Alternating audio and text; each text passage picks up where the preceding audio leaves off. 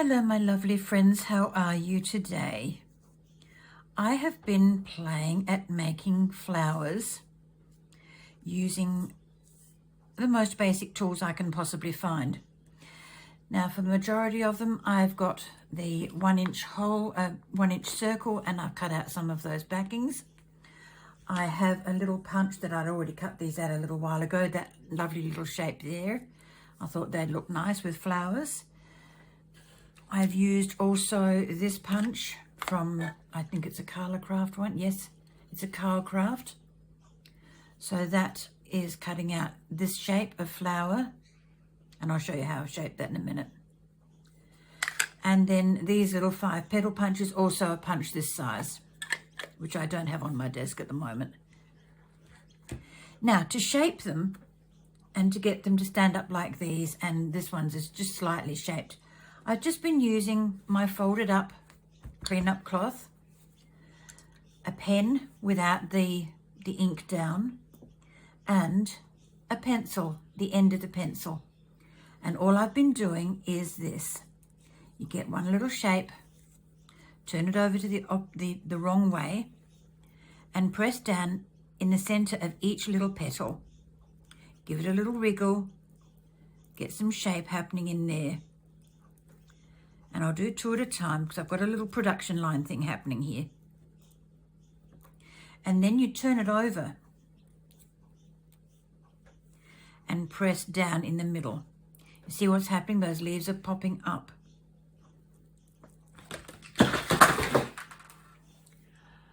Oh my gosh, I've now got petals all over the floor because the box just came undone as it fell down. What a mess. Let me just show you. Look at that. I will clean that up after I've finished showing you what I'm doing here. Oh my gosh. Oh, that's... And I had them all sorted out in their colors and all sorts of things. Oh well. The joy of crafting. I don't often have avalanches that good, but that's a doozy. Okay, so once again, pressing the leaves or the petals on the wrong side, pushing them down into the fabric of the folded cloth to get a little bend shape happening here. And then turn them over and once again press in the center to bring those petals up a little more. Now, we can use the biro on these. I'm not sure how this is going to turn out because I haven't done any with the biro shape on these.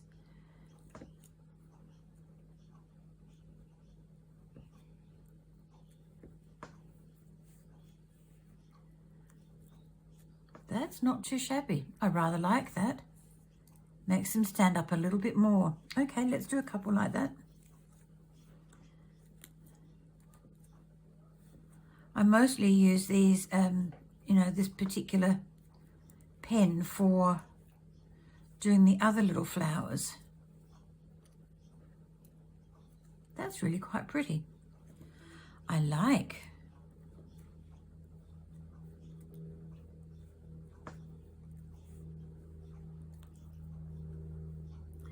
And most of these have just been cut out from scraps, although as you can see, I've got quite a few of the same pattern happening here. This was a piece of paper that I wasn't madly in love with, so I thought, right, I'm going to make something pretty out of it, and that way I will love it a little bit more.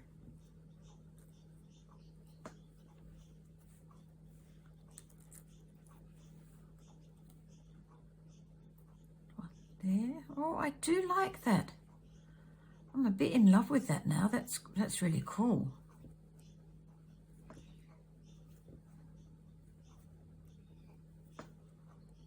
It doesn't take much strength, and you don't have to have all the fancy paper shapers, the styluses and things like that. I've got them, but I thought today I would just show you what you can do with the basic things that you've got already without having to go and buy more of these specialist items. You don't have to.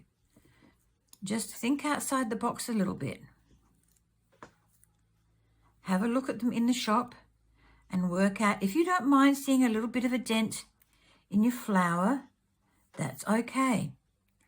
Because using the bottom of a biro where the ink comes out, sort of, there's your ink there. You're left with a tiny little, I'll just hold this up so you can see it. See the little shape there? That's the shape of that. So, if you don't mind having that little shape around, all well and good. And I don't mind that at all. It's giving my flowers just that little bit more character. Oh, I had two there, okay. I didn't think that paper was double-sided.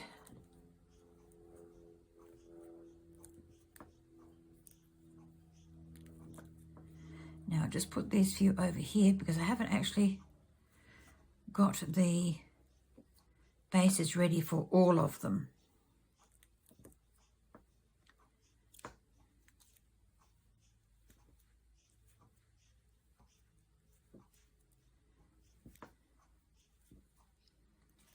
So this cloth is quite durable. If you think it's getting a little bit flat, just refold it.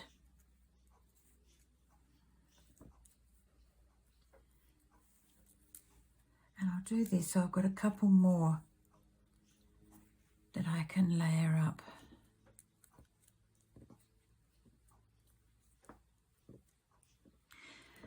Once you've done your punching, which takes, a fair while if you're doing a batch like I'm doing at the moment. I'm really quite shirty with myself for allowing that container to fall. I thought it was secure. Okay, while I'm doing this little punchy bit, I'll just ruffle up this cloth a little bit more, just to get some of the body back in. Okay, now here's where I use the pencil to get the wider shape that you use as the base. And then the smaller ones, I use the biro, and they just sit in there quite nicely. If you get a finer piece of paper and you work it round, you'll see that the petals are sitting up a little bit higher, and that's where you get the body of your flower, like this one here. You can see that they're standing up quite nicely. Yes, I've had to play again because I put a larger gem in there, but it's your own choice. And I've got these little pieces here prepared with lace on. These are the last pieces I have of this particular paper. So let's get to gluing. Oh, something I want to show you before I do gluing. This is one of the shapes that I had left over after I cut out the flowers. As you can see, the little daisies. And if you can see any glitter on there, yes, there is glitter on there because I use them as stencils. And I've stenciled here and here and here.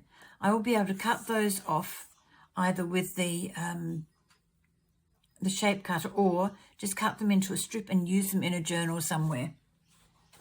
So waste not, want not. Use, if you've got little leftover bits like this, think outside the square. I can use these also in a journal somewhere if I want to. Okay, let's get to doing this, and for that I'm going to need the 450 because I'm going on to fabric. So I'll get that working down and we'll start building the little flower. Just a small dab of normal type glue. You don't have to use 450 for this. Just something that is going to bond paper to paper.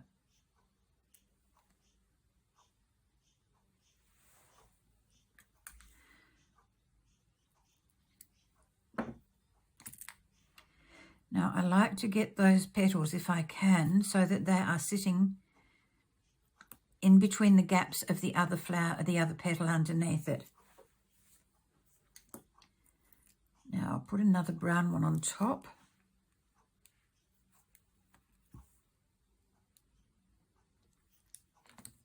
That's a little bit too much glue. And that comes back in and sits there like that. Now, using the 450, I want to put it onto this little piece of paper, and I've got to get that glue down. There it is. And I'm going to glue straight onto the fabric.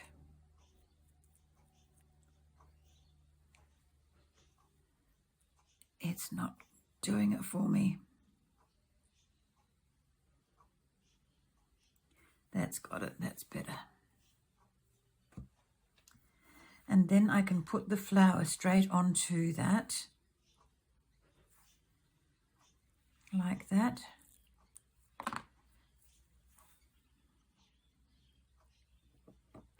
Press it down with the pen.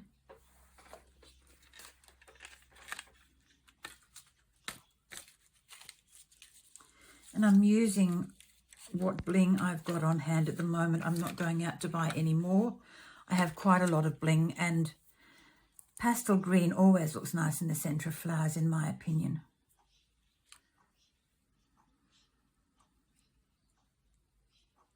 Come on.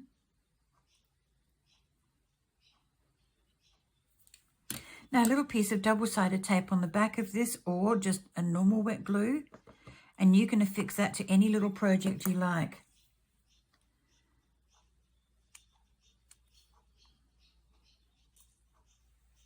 So there you go. That's what we're looking at. And I intend to make quite a few of these so that I have a little bit of a stock on hand, and I also want to give some of them away to people. So let's do another one. Let's do a little green one this time. And I won't put this one on there. I'm going to use some of my painty paper that I did the other day for something else. Okay, now, I don't want that one.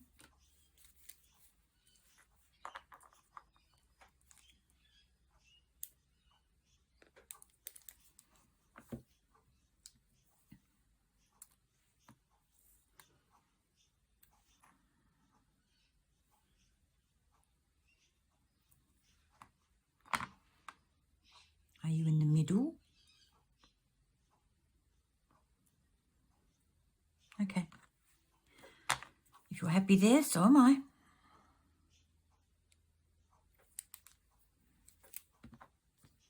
These are really quite lovely on bag toppers, the front of cards, the front of journals. Anywhere where you can tolerate a little bit of depth. If you want them flat to go inside a journal, just press on them. Because they're paper, they'll flatten down quite nicely.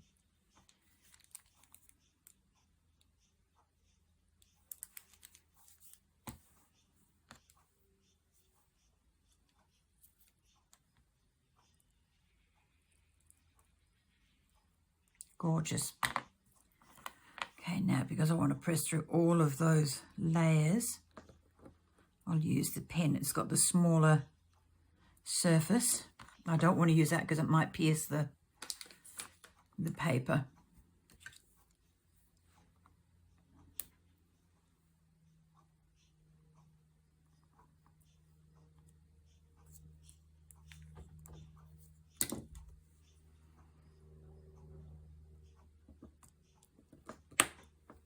Okay, now because that is on a cardboard piece, it will adhere once more to paper. But if you want to flatten them down, just squish them down a little bit. They'll still hold a bit of their shape, but they won't be as high as the sculpted ones. And to bring it up again, all I've got to do is just play with the petals a little bit, raise them up, and the little flower looks just as pretty as it did before. Right, so I'll leave this variety for now. Just move them over to one side and not put them on the floor. Now for this one, I think I might use the purple backing. The little marks in the center of this is from the back side of the pencil, but you're not going to see that Oh, that was clever. You're not going to see it because it is going to be covered up by other parts of the flower.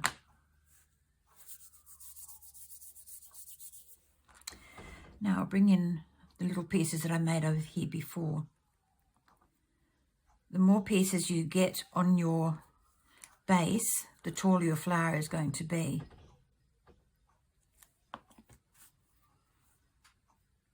Now I could stop just there and call it a day and put a gem in there, but I really want these to be up front and in your face.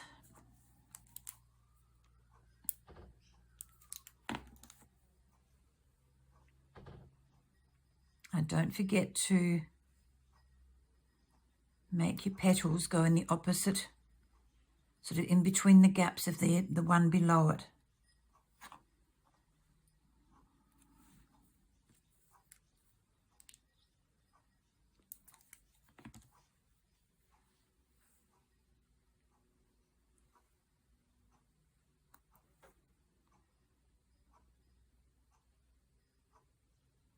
Okay, that's gorgeous. I'll go for a slightly smaller centre on this one, because when I fluff the petals up again, we don't want that centre to be too big. Okay, and I think I will put it on a little piece of lace.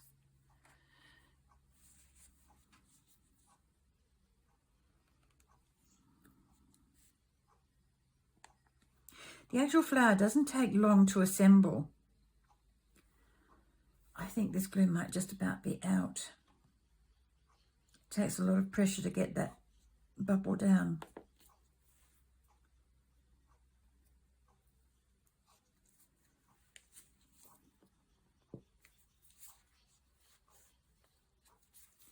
There's a little bit more.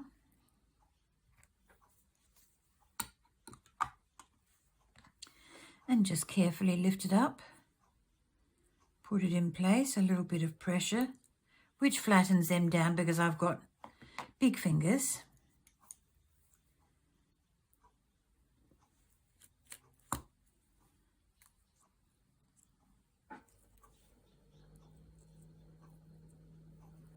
Now I do have to press that down again, just get the glue to come back up through.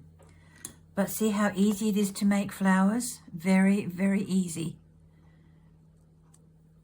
And if you've already got a couple of punches, we'll just layer them up. Get 2 or 3 done of the same pattern even, and they'll look absolutely stunning. Now that one I've already got up, so let's bring that cloth back in. And I'll just do a couple more, and then I'm going to leave you. Let's try, I want to press down on the end of these little petals this time.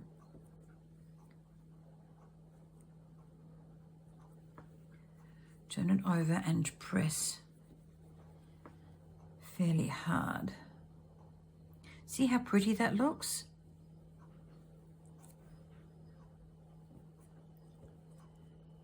Now this one, I misjudged the edge of the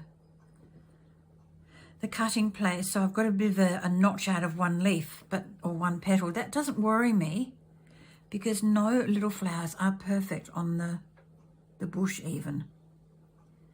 And what do I want to put in there? Maybe a heart. Oops, I forgot to do the petals.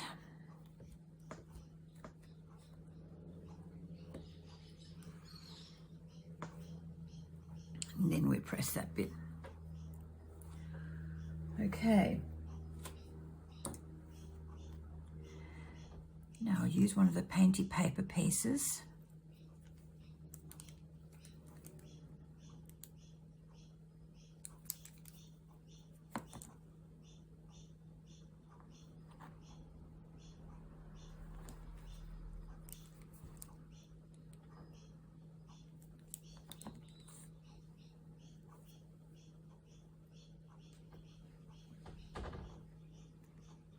It's baby season in the avian world, and I've got little babies squeaking and squawking and all sorts of things outside. You can probably hear them.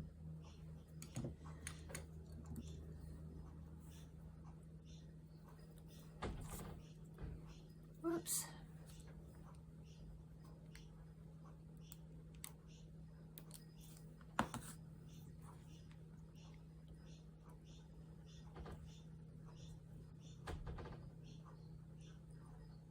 Didn't quite get that one offset properly.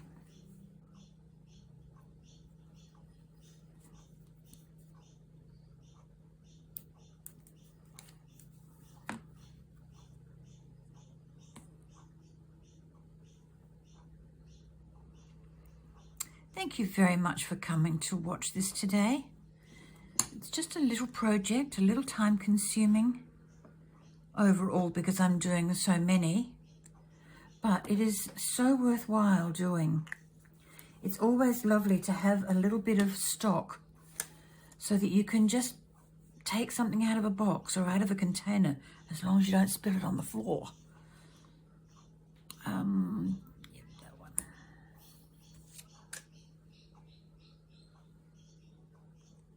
That'll be easy to pick up. I'll use my dustpan, which is clean, and then sort them back into the box. That's going to be the longest part, sorting those things back into the box. Yay!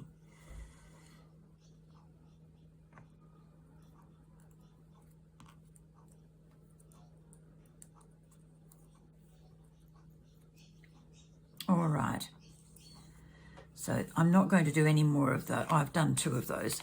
So let me just get these to one side and bring these others up so that you can have a proper look of them en masse, all together. They are so very pretty. Bring these bits over further so you can see the mess there too. But that's a nice mess. The one on the floor's not so nice. Harumph, grump and groan. Don't you love it when you make work for yourself? Oh.